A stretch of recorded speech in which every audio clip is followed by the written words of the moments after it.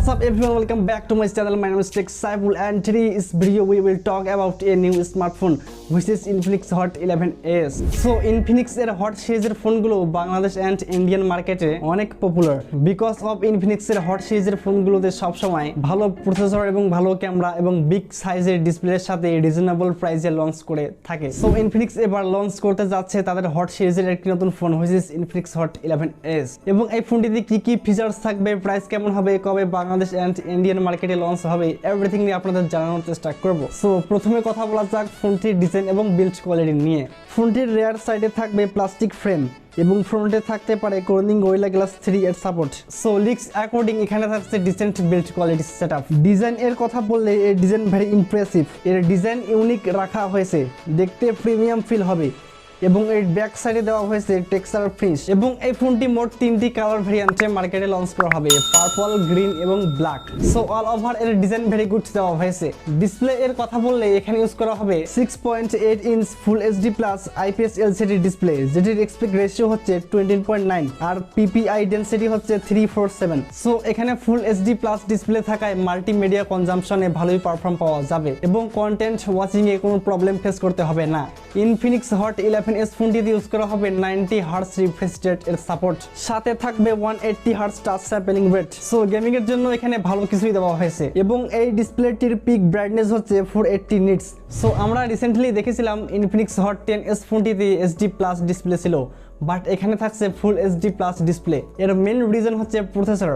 Helio G85 প্রসেসরটি maximum HD plus ডিসপ্লের সাথে 90 হার্টজ রিফ্রেশ রেট সাপোর্ট করে, বাট মিডিয়াটেক Helio G88 প্রসেসরটি ম্যাক্সিমাম ফুল এইচডি প্লাস ডিসপ্লের সাথে 90 হার্টজ রিফ্রেশ রেট সাপোর্ট করে। সো দ্যাটস ওয়াই এখানে full HD plus display use করা হয়েছে। নেক্সট কথা বলা যাক ফোনটির ক্যামেরা সেকশন নিয়ে। ইনফিনিক্স হট 11s ফোনটির রেয়ারে ইউজ করা হয়েছে ট্রিপল ক্যামেরা সেটআপ, যেটির মেন সেন্সরটি হচ্ছে 50 মেগাপিক্সেলের, যেটি আমরা Redmi 10 ফোনটিতে দেখেছিলাম, কেননা এই প্রসেসরটি 50 মেগাপিক্সেলের ক্যামেরা সাপোর্ট করে। এছাড়াও এখানে থাকবে 2 মেগাপিক্সেলের ম্যাক্রো ডেপথ সেন্সর এবং এর ফ্রন্টে দেওয়া হয়েছে 8 মেগাপিক্সেলের সেলফি ক্যামেরা উইথ পাঞ্চ হল camera cutout.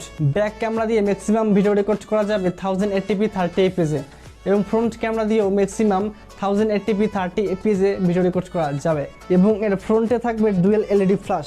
So all over এখানে গুড ক্যামেরা সেন্সর ইউজ করা হয়েছে, দেখা যাক এর ক্যামেরা অপটিমাইজেশন কেমন হয়। Let's talk about performance of Infinix Hot 11s। ফোনটির প্রসেসর সেকশন ইউজ করা হয়েছে MediaTek Helio G88 নতুন প্রসেসর, যেটি 12 ন্যানোমিটার ফ্যাব্রিকেশনের উপর বেস করা। সিপিইউ এর কথা বললে এখানে ইউজ করা হয়েছে অক্টা-কোর সিপিইউ, যেটির ক্লক স্পিড হচ্ছে 2.0 GHz এবং এর মেন দুইটি কোর হচ্ছে Cortex A75, বাকি 6টি কোর হচ্ছে Cortex A55।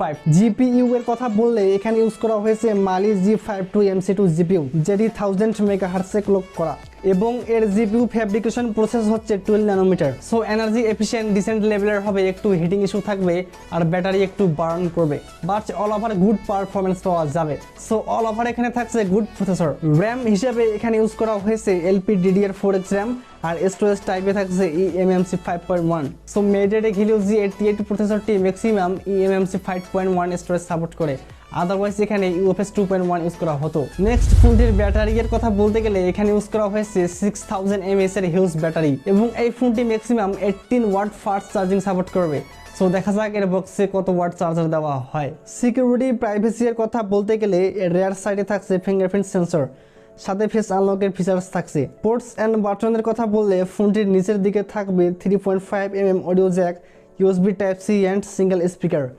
রাইট সাইডে থাকবে পাওয়ার অন অফ বাটন এবং লেফট সাইডে থাকবে ভলিউম রকার, সাথে থাকবে ডেডিকেটেড সিম স্লট।